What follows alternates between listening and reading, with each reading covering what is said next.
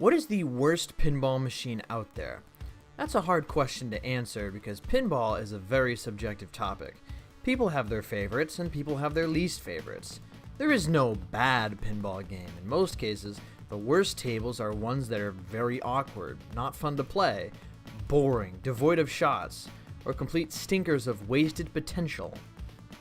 I feel like the best way to go about this topic is to separate classes of machines, the objective worst and the subjective worst. Machines that everybody hates versus machines that get a lot of hate, but they have their fans. I will be touching on both today to really get the feel for what everybody considers to be the worst machines out there.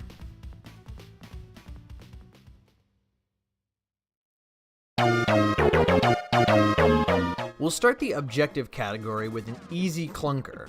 Hercules by Atari was released in 1979, and it had one novelty that kept it relevant for so many years. It touted itself as the biggest pinball machine ever.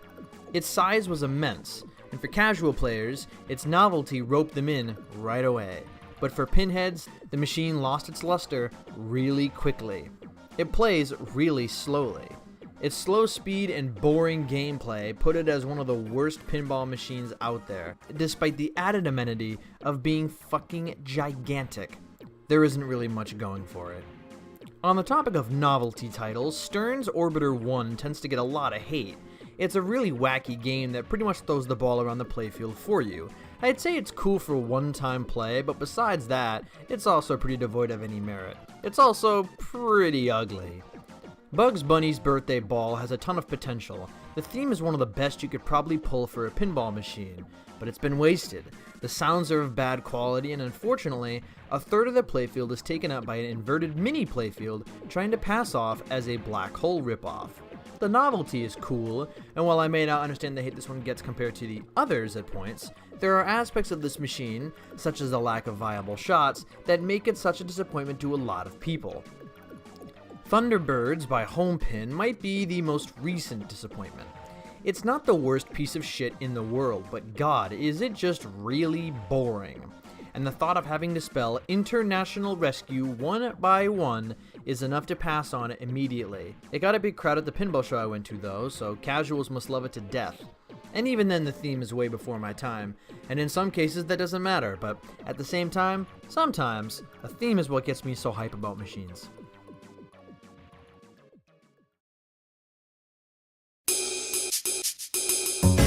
Now we move on from objective to subjective, games that for some reason or another I can't understand the hate for, or I can agree with wholeheartedly.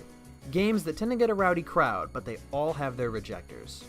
Street Fighter 2 by Gottlieb is one that came up a lot in my research. The argument is that shots are pretty barren on the field and there isn't much to do. To this argument I detest. Street Fighter 2 is actually a really fun game. It's a good theme for casual pinball players, and it's really easy and simple to understand the rules. The DMD animations aren't that great, sure, but people forget the quality of the animations in Street Fighter 2 when it was released. We can't expect everything to be at the Bally Williams level here. A lot of the shots on the playfield correlate to characters from the games. Hitting all the shots and beating every character earns you a chance to go after them again to obtain the wizard mode. And beating one of those characters gives you options based on where you want to advance during gameplay.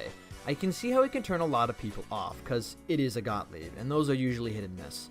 But Street Fighter 2 is far from a poor table in my honest opinion. Sega South Park gets shit on a lot, but in all essence it's not that terrible. The layout is odd, but it was the first pinball machine I actually played, so I can't shit on it too much. I will admit The Simpsons Pinball Party and Family Guy are so much better. I think South Park gets shit on a lot for being a Sega, which were also known to be quite clunky and awkward in terms of gameplay a lot of the time. Gottlieb's Gold Wings is of course compared unfavorably to the movie Top Gun, of which it was ripping off, and the game F-14 Tomcat, which plays much better and came out a year afterwards. The game has a siren in its attract mode, which is really cool, and also has one of the best toppers in all of pinball. And it also manages to be better than some of the earlier games in the Gottlieb lineup, more specifically Raven, which came out the same year, ripped off Rambo, and has been touted for awful art and clunky, boring gameplay. So in my opinion, Goldwing should kinda be left alone. If we're looking into later games in the DMD era, Champion Pub ranks pretty high, mostly because of people's opinions towards the giant playfield toys that may or may not stifle gameplay. I personally enjoy Champion Pub for what it is. I like the theme and the design of the machine, and I think the jump rope toy and the boxing dude toy are actually really well done.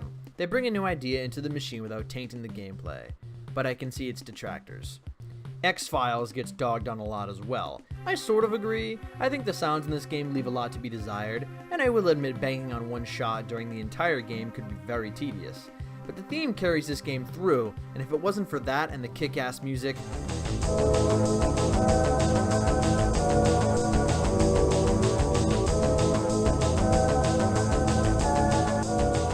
I could totally see the unabashed hatred for it. Shack Attack's another one I sort of get, but at the same time I really can't understand it. I did a review of it about a year ago now, and I think the game isn't terrible. I love all the callouts and the music.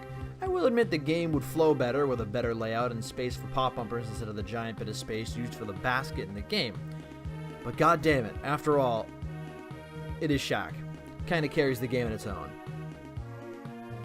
One that I saw a lot is Popeye Saves the Earth by Bally. The game is a wide body, so it has twice the space of a normal pinball playfield. A lot of the shots are useless, and there is an upper playfield that encapsulates all of the rollovers and bumpers. I hear a lot of people try to defend it, and I hear a lot of people shit on it, mostly because what it's being compared to is really unfair. Addams Family, Creature from the Black Lagoon, Twilight Zone, World Cup Soccer, the whole kit and caboodle. But I highly doubt it is a poor game. One machine I can see getting a lot of hate is Stern Rolling Stones. The gameplay isn't terrible, but there's one ramp in the game to rip mostly, and there's a Mick Jagger stand-up target bobbing side to side within the confines of the playfield. It distracts gameplay, and while I get it's referencing Mick Jagger's wild stage presence, they could have done it in a better way. This is just really poor design. Big Buck Hunter had something similar, but at least it only went in a different direction upon hitting a certain shot. Mick Jagger in Rolling Stones just moves whenever he feels like it. Hurricane by Williams is one of the weaker DMDs. I think it's a fine machine for its theme, but Cyclone trumps it in every aspect. Even though I'm not that big of a fan of the Carnival series released by Williams back in the day, that's Comet, Cyclone, and Hurricane, I respect that Cyclone is the best of the three. Hurricane does have some cool playfield toys though. The Ferris wheel is probably the best aspect of the game. TMNT by Data East came out at the same time, and while I love the Turtles theme very much, the game suffers from not having enough shots to hit during gameplay. That has been remedied with the Stern machine released earlier this year, and it's a much better use of the theme and a much better game in general. I just feel it's sad because a TMNT machine done well at the peak of its hype would have been excellent. One last machine to harp on for today, and that is one of the biggest crap piles in all of pinball, Bally's Motordome. I remember playing it briefly at a pinball show. The worst thing about it is the sounds. What an ugly piece of ear feed this is. It's not even music at all, and if it is, just barely, which Bally was capable of doing around that era. The machine suffers from this, and that's what tends to turn a lot of people away. Strange Science, released the same year, is a much better game. It's got better callouts and it's much tighter. It also has one of the most badass toppers in all of pinball.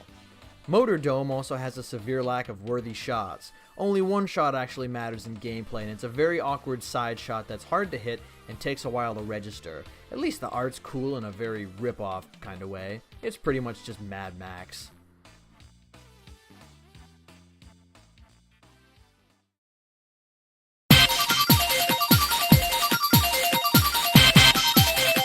As I have done my research, I have debunked some of the most poorly built, boring, plodding stinkers of pinball machines.